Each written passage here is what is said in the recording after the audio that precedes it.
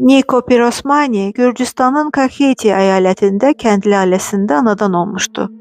7 yaşı olan zaman atası vəfat etdi.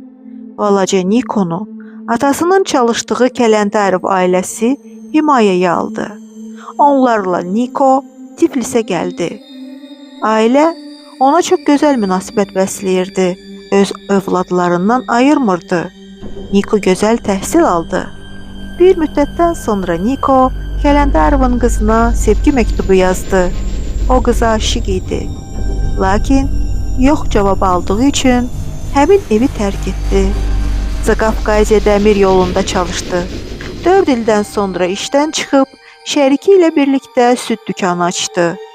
Niko dükanının üstünə ağ və qara inək şəkli çəkdi. Heç bir rəssamlıq təhsili almayan Niko incəsənətə həvəs göstərirdi. Bundan sonra müxtəlif dükan və meyxanələrdən sifarişlər aldı. Həmçinin Niko rəsm əsərləri çəkirdi. Tablolarında həyatı əks etdirirdi. O çox qəribə bir adam idi. Bir dəfə Tiflisə Margarita de Serb adlı bir aktrisa qastrola gəlmişdi. Rəssam ona aşiq oldu. Hər şeyini satdı, borc aldı və Tiflis şəhərində olan bütün çiçəkləri arabalara doldurub aktrisanın yaşadığı məkana göndərdi.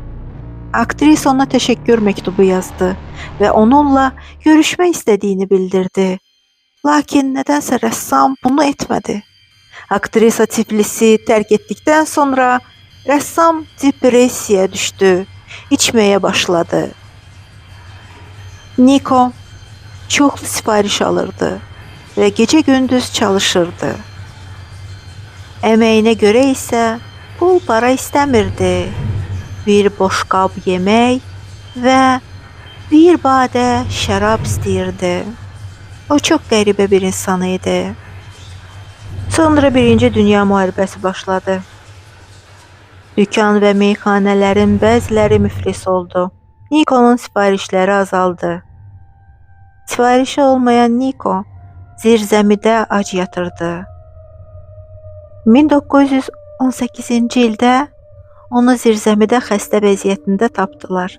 Bir neçə gündən sonra isə Niko Pirosmani dünyasını dəyişdi.